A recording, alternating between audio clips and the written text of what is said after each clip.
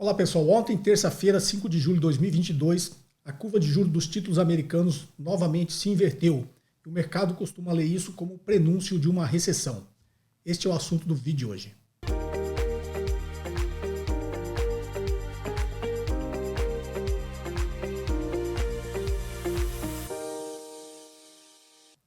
Bem pessoal, ontem, terça-feira, 5 de julho de 2022, novamente a curva de juros dos títulos do Tesouro norte-americano se inverteram. O que quer dizer isso? Quer dizer que as taxas de juros de curto prazo ficaram maiores do que a taxa de juros de longo prazo. Isso costuma ser o prenúncio de uma recessão. Eu vou colocar aqui na tela essa notícia de ontem, exatamente quando a curva de juros se inverteu, e um gráfico aqui que eu pego no site do Federal Reserve.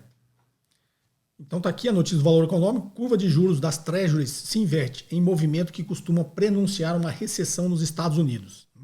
E aqui o gráfico que eu peguei no site do Fed, deixa eu só ajeitar isso aqui, para eu não atrapalhar aí a notícia ficar aqui em cima. Então esse é o gráfico, né, na realidade aqui é um gráfico que é formado, essa linha do zero ali, é porque é a taxa de juros dos títulos de 10 anos do Tesouro Americano, menos a taxa de juros dos títulos de 2 anos do Tesouro Americano. Então ontem ela chegou a se inverter ao longo do dia. Coincidentemente, a gente pode ver ali no canto superior esquerdo, fechou exatamente no 0 a 0, ou seja, as taxas de juros dos títulos do Tesouro Americano de 10 anos exatamente iguais às taxas de juros do título do Tesouro Americano de 2 anos. Tá? Então, vocês verem essa área cinza, quando teve a recessão nos Estados Unidos, você pode ver embaixo do gráfico ali, está dizendo que essa área acinzentada aí, quando indica, né, a recessão nos Estados Unidos. E o gráfico aí sempre que ele cruza essa linha do zero aí para baixo, é quando a curva de juros se inverte. E sempre que essa curva se inverte, você vê que logo em seguida existe uma recessão.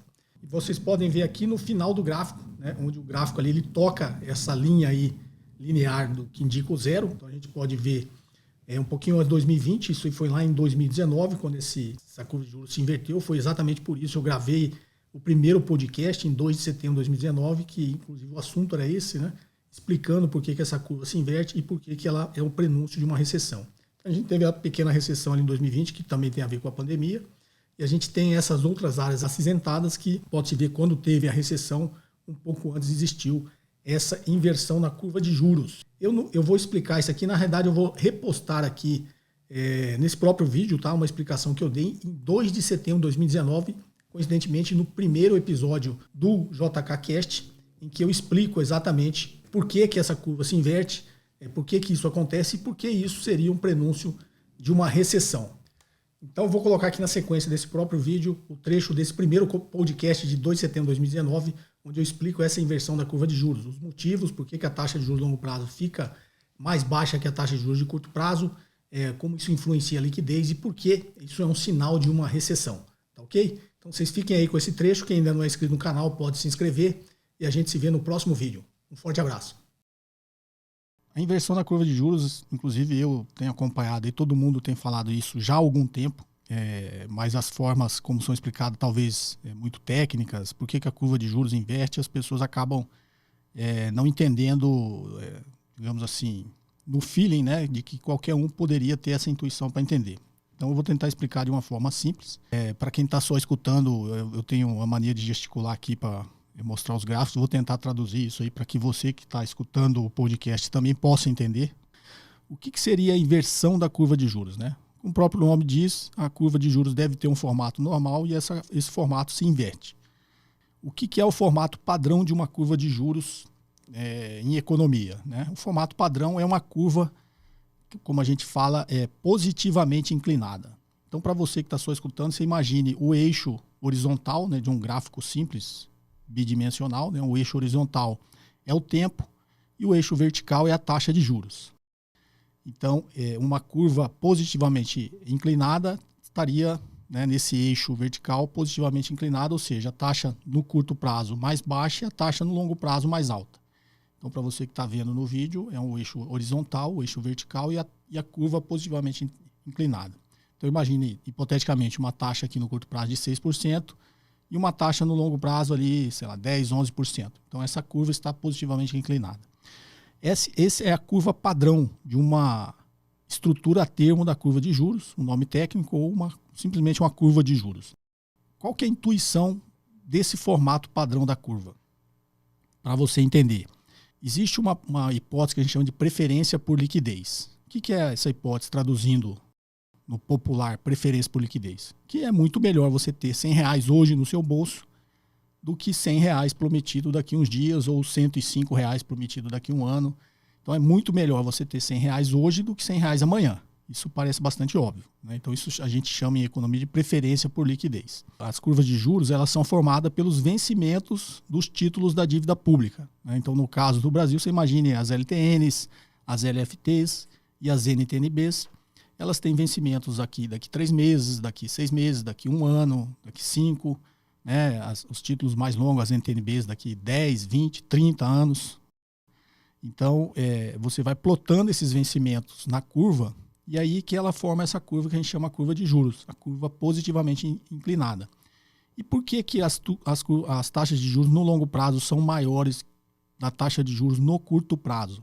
Justamente pela hipótese da preferência por liquidez. Porque quando o governo emite um título, ele está precisando captar esse dinheiro, ele está devendo, por isso que é um título de dívida, né? Então ele emite, sei lá, uma NTNB, porque ele quer captar esse dinheiro com o mercado, com todos nós investidores. Então ele emite e fala assim, ó, para esse título de um ano eu pago, sei lá, 7%. E para esse título aqui de 10 anos eu pago 11%. É um número hipotético, tá? Só para vocês entenderem de forma didática. E por que ele precisa fazer isso? É bastante óbvio, né? É porque quanto maior o prazo, maior o risco. Você emprestar dinheiro para alguém para ter esse dinheiro de volta daqui a um ano, tem um risco X. Emprestar esse dinheiro para alguém para ter esse dinheiro de volta daqui a 10 anos, vocês concordam que tem um risco muito maior. Porque o próprio prazo você não sabe o que vai acontecer. Se você não sabe o que vai acontecer daqui a um ano, imagina o que vai acontecer daqui a 10 anos. Então o governo, para atrair esses investidores para comprar os títulos mais longos, ele precisa oferecer uma taxa de juros maior, porque o risco é maior. Porque senão todo mundo vai comprar o título vencendo daqui 3 meses, daqui 6 meses. Então ele fala, não, mas e o juros é sempre expresso ao ano, tá, gente? Não é 11% em todo, não. É 11% ao ano, no título de 10 anos, no nosso exemplo, tá? Não é essa taxa. E, sei lá, 6% ao ano nesse título de curto prazo, vencendo daqui 6 meses, daqui um ano. Então, ele fala assim, ó, nesse título de 10 anos eu pago 11% ao ano. E nesse título de um ano eu pago 6% ao ano. E aí isso vai criar um incentivo para os investidores, né, no nosso caso, de falar assim, bom, se eu vou investir nesse título aqui de 10 anos ganhando 11%, é uma taxa bem maior. Vou garantir esse percentual já desde hoje, né? Quero investir por 10 anos e não vou precisar ficar trocando o título. Porque se o governo oferecesse a mesma taxa de juros, vocês vão de concordar que não faria sentido. Ele falou, esse de 10 anos é 6% e esse de um ano é 6%. Ninguém compraria o título de 10 anos, né? Você compraria o título de um ano, acabando um ano agora, né? Você iria, naquele momento, daqui a um ano, comprar um outro título de mais um ano, porque você está pelo menos garantindo, né, essa taxa de um ano. E, sei lá, daqui um ano essa taxa pode estar bem maior. Você vai garantir uma outra taxa, sei lá, 7%. Já compensou do que você ter comprado um título de 10 anos pagando 6% ao ano, a mesma taxa de juros. Então esse é o comportamento normal da curva de juros em situações normais. Por que a inversão da curva de juros? Primeiro eu vou explicar por que ela é um sinal e depois por que ela se inverte. Por que a inversão da curva de juros, os economistas colocam aí, a exceção de um exemplo, só teve um falso positivo que eles chamam, ela veio sempre antes de uma grande recessão, ou seja, ela é um sinal quando a curva de juros se inverte que logo em seguida vai vir uma grande recessão. Por que eles defendem essa tese, né, esses dados, e dizem que a inversão da curva de juros está prevendo uma grande crise, uma grande recessão? Porque a inversão da curva de juros nada mais é do que um sinal de uma forte aversão ao risco. E por que a curva de juros se inverte? Ô Boris, e da agora há pouco você explicou que o normal, e me pareceu, né, bastante óbvio, quanto maior o prazo, maior o risco, e a taxa de juros tem que ser maior. É justamente uma distorção, né, na percepção do mercado, uma distorção na economia. E aí qual que é a lógica disso? O nível de aversão ao risco é tão alto que as pessoas preferem comprar um título de longo prazo, garantindo hoje uma taxa menor, do que ter um título de curto prazo com uma taxa maior. Porque aí inverte aquela percepção de risco. O investidor fala assim, eu vou garantir logo esse título de 10 anos com uma taxa menor, porque eu posso comprar esse título de um ano com uma taxa maior, mas daqui a um ano, sei lá, o mundo acabou, aconteceu tudo o que poderia acontecer de pior, e eu não vou conseguir garantir mais nada dali para frente numa taxa melhor do que essa que está sendo oferecida hoje. Então, ao longo da crise do subprime, para quem se lembra, vários países, vou dar o exemplo do Japão, né, mas vários países começaram a pagar o que eles chamam de juros negativos. Por que uma pessoa compra um título dito de juros negativos? Juros negativos é assim, quando você desconta a inflação, você está perdendo dinheiro, né? Então, digamos, o Japão zerou a taxa de juros. Então, taxa de juros zero, só que tem inflação, sei lá, tem 1% de inflação, 2% de inflação, hipoteticamente. O que isso quer dizer? Que se a taxa é zero, você desconta a inflação, o juros é negativo. Então, no Japão, era um exemplo simples também, é a mesma coisa, você colocou R$100 hoje, né, num título que paga 0%, ou seja, você vai ter R$100 daqui a um ano, só que teve a inflação de 2%, é a mesma coisa que ter R$98 daqui a um ano. Por que o investidor faria isso? Porque o nível de aversão ao risco é tão grande que ele prefere perder um pouco do que perder muito. Então, o cenário é tão incerto que ele fala assim, eu vou garantir que esses meus R$100 valha 98 daqui a um ano, porque se eu ficar com ele na mão para fazer qualquer outro tipo de investimento, consumo, qualquer coisa, ele vai valer muito menos do que os 98. Então, é um cenário de forte aversão ao risco, onde as pessoas, nesse cenário, na realidade, estão tentando garantir uma perda menor. Ele não quer perder muito, ele aceita até perder um pouco. Então, a inversão da curva de juros, ela está sinalizando isso.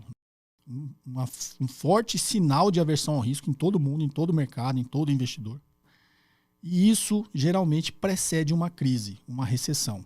E por que isso é um sinal e precede uma recessão, uma grande crise? E aí é o que eu chamo de a profecia autorrealizável. É um sinal que está dizendo que vai acontecer e o próprio sinal faz com que isso aconteça. Uma profecia autorrealizável. Qual que é a lógica por trás disso?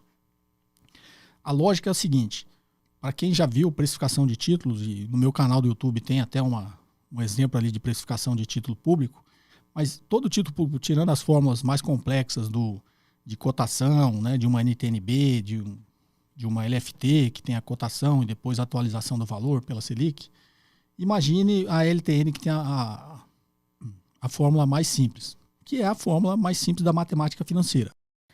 A fórmula de precificação de uma LTN é valor presente é igual ao valor futuro dividido por 1 mais a taxa elevada ao tempo.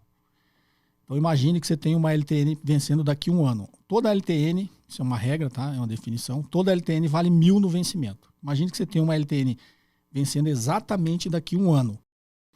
Então daqui a um ano ela vai valer 1.000. Qual a conta você faz para saber o preço que ela vale hoje, que você tem que comprar para ganhar a taxa de juros? Então, digamos, vamos arredondar tudo para ficar mais simples, né? Que a taxa de juros anual é 10%. Então, você vai pegar 1.000 dividido por 1 mais a taxa, é 10%, né? 10% dividido por 100 para transformar em fator é 0,1. Então, 1 mais a taxa, 1,1. Né? 1 mais 0,1, 1,1. Elevado ao tempo. O tempo dessa taxa de juros é 1 ano. A gente está dando exemplo exatamente de 1 ano. Então, se for quebrado, semestre, você tem que fazer a taxa equivalente. Mas no nosso exemplo vai ser 1.000 dividido por 1,1 elevado a 1. Qualquer número elevado a 1 é ele mesmo. Então, é 1.000 dividido por 1,1. Vai dar lá 909, se não me engano, e 90. Por isso que os investidores gostam da LTN, que é mais simples de entender. Eu vou pagar R$909 hoje, vou receber 1.000 daqui a um ano. Ele tem os valores, né? Vou investir 909, vou receber 1.000. Isso, quando a gente transforma na taxa, é 10% ao ano. Tá ok? Então, a fórmula de precificação é a fórmula mais simples da matemática financeira. Né? Valor presente é igual ao valor futuro dividido por 1 mais a taxa elevada ao tempo.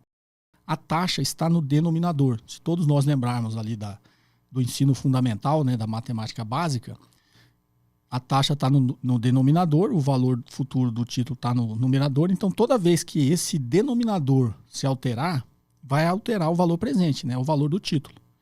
Então, imagine no nosso mesmo exemplo, a taxa subiu para 11%. O que acontece com o preço do título? Ele cai, né? Ele tem uma relação inversa. Se o denominador aumenta no denominador, o valor presente cai. E aí, traduzindo isso para títulos públicos, toda vez que a taxa de juros sobe, o preço do título cai. E toda vez que o preço do título sobe, a taxa de juros cai. Ele tem uma relação inversa. Então, voltando aqui para a nossa explicação da inversão da curva de juros. O que acontece para essa curva de juros se inverter? Um forte sinal de aversão ao risco. Todos os investidores, digamos, com medo do que vai acontecer, o cenário é muito incerto, a economia está muito ruim, vai vir uma grande crise, vai estourar uma grande bolha, É tudo, assim, é aquele cenário de terror econômico que de tempos em tempos aparece. Como foi no estouro da bolha eletrônica lá do Nasdaq, como foi na crise do subprime e como está sendo agora que todo mundo está achando que vai vir uma grande crise, né? Existe uma grande aversão, todo mundo esperando uma grande crise. É um cenário de terror, né? Terror econômico. Então, todos os investidores, aqueles que têm dinheiro investido, eles querem fazer o quê? Procurar um cenário onde ele vá perder menos. É o mesmo ali que eu estava explicando na taxa de juros negativa, né? Então, o investidor ele começa a procurar se proteger com títulos de longo prazo. O conceito de poupança clássico, né? O que é poupança? Poupança é uma alocação de consumo no tempo. Então, quando você está poupando, o que você está fazendo? Alocando consumo no tempo. O que é alocar consumo no tempo? Deixar ele consumir hoje para consumir mais e talvez melhor amanhã. Então, é uma alocação de consumo do tempo. Você deixa de comprar as coisas hoje, guarda o dinheiro, investe para consumir daqui a um ano. Então, por isso que o conceito clássico de poupança é uma alocação de consumo no tempo. Então, todo investidor, ele quer poupar o seu dinheiro para se proteger dessa eventual, essa hipotética crise que está vindo. O que todo mundo começa a fazer ao mesmo tempo? Poupar. E aí, o que ele está fazendo? Alocando o consumo no tempo. Então, ele está deixando de consumir hoje e começa, para se proteger, comprar títulos de longo prazo. Né? Então, começa a comprar título que vence daqui 10 anos. Ele acha que esse ciclo, né, como foi a do subprime, vai levar uns 10 anos, né? Depois de uma grande recessão, uma recuperação, daqui 10 anos ele fala, bom, vou poupar o meu dinheiro por 10 anos. Então ele começa a pegar o dinheiro dele e comprar títulos de longo prazo. Títulos para daqui 10 anos, que é quando ele acha que talvez a situação esteja melhor e ele vai resgatar esse dinheiro para fazer, eventualmente, o consumo, né, que ele está adiando. Comprar uma casa, trocar de carro ou simplesmente manter a sua reserva ali de dinheiro para se proteger de eventuais crises. E aí todo mundo fazendo isso, o que acontece? Todo mundo começa a comprar títulos de 10 anos. E aí lembra da relação que eu fiz? Quando todo mundo começa a comprar título de 10 anos, é a lei da oferta e procura. Todo mundo comprando um produto, né? Um ativo financeiro é um produto, concorda? Dinheiro é um produto. Qual é o preço do dinheiro? Taxa de juros. Todo mundo começa a comprar títulos de 10 anos, vencendo em 10 anos. O que acontece com essa pressão na demanda por esses títulos? Faz com que o preço suba, ok? Então, quando o preço desses títulos de 10 anos começa a subir porque há uma grande demanda por esses títulos, de investidores comprando esses títulos para se proteger, que é exatamente um sinal de grande aversão ao risco, todo mundo começa a procurar esse título, o preço desse título começa a subir e a taxa de juros cair, que a relação é inversa. Vocês lembram que eu acabei de explicar. Então, o preço do título de longo prazo começa a subir e a taxa de juros começa a cair. Legal, Cobori. Então, a ponta longa da curva, que os juros tem que ser mais alto, lá naquela curva padrão que você falou, começa a cair. E por que a ponta curta aqui da curva de juros começa a subir, que faz exatamente o que eles estão chamando da inversão, né? Ou seja, a inversão é a inversão daquela curva normal que eu expliquei no início. Taxa de juros de longo prazo tem que ser maior que a de curto prazo. A inversão é que a taxa de longo prazo começa a cair e a taxa de curto prazo começa a subir. Então, vocês já entenderam que a taxa de longo prazo começa a cair porque todo mundo começa a comprar aqueles títulos, o preço sobe e a taxa de juros cai. Okay? E no curto prazo, existe uma falta de liquidez. Lembra da alocação do consumo no tempo? Esse dinheiro que estava investido, ou teoricamente em consumo, ou em títulos de curto prazo, começa a migrar para o longo prazo. Então, você começa a ter uma grande procura por títulos de longo prazo e esse dinheiro começa, digamos, no popular, né, sumir aqui do curto prazo. Então começa a ter uma falta de liquidez no curto prazo, de dinheiros comprando títulos. E aí acontece exatamente o inverso. Começa a ter uma grande oferta de títulos de curto prazo para pouco dinheiro procurando esses títulos. E aí é exatamente a relação inversa do título de longo prazo, né? Dinheiro é o produto, taxa de juros é o preço desse produto. Então, muitos títulos aqui sendo vendidos para pouco dinheiro querendo comprar esses títulos. Exatamente o inverso dos títulos de longo prazo. Não é isso? As taxas de juros começam a subir porque o governo, quem que é o detentor, quem que dá o preço nesses títulos? É o governo. Começa a haver pouca demanda, pouco dinheiro no curto prazo. As taxas têm que começar a subir para atrair esse dinheiro. Né? Essa pressão da liquidez aqui, pouca liquidez no curto prazo. Então, acontece o inverso. As taxas de juros de curto prazo começam a subir, enquanto as taxas de juros de longo prazo começam a cair. E aí acontece esse sinal que eles falam que é a inversão da curva de juros. E por que isso faz sentido, que é um sinal que precede uma grande recessão, uma grande crise? Justamente, né, por essa lógica da alocação de dinheiro no tempo. Né? Começa a faltar dinheiro no curto prazo, o dinheiro começa a migrar todo para o longo prazo das pessoas, investidores, todos os detentores de capitais, tentando se proteger de um eventual cenário adverso, né? E começa a faltar dinheiro no curto prazo. E aí a recessão acontece, porque as pessoas param de consumir, o consumo cai, é isso que a gente viu no vídeo anterior aqui, a esse, alguns vídeos anteriores e áudios anteriores a esse aqui falando sobre a fórmula do PIB, né? O consumo começa a cair, não é isso? As empresas param de investir, a empresa também está vendo um cenário incerto, ela também para de investir, as empresas que têm dinheiro começam a alocar, né, esses investimentos também no longo prazo. Aquelas que não têm quebram, as empresas quebram, né? As pessoas que não têm dinheiro aumentam o seu endividamento e aí é aquele cenário da tempestade perfeita, né? Falta de consumo, falta de investimento, falta de emprego, recessão, tá? Então a lógica por trás da inversão da curva de juros é justamente essa, né? É só a gente entender um pouquinho só de economia, mas entender muito mais da natureza humana, né? Do mecanismo, do modelo de incentivo que todos nós estamos sujeitos, tá ok?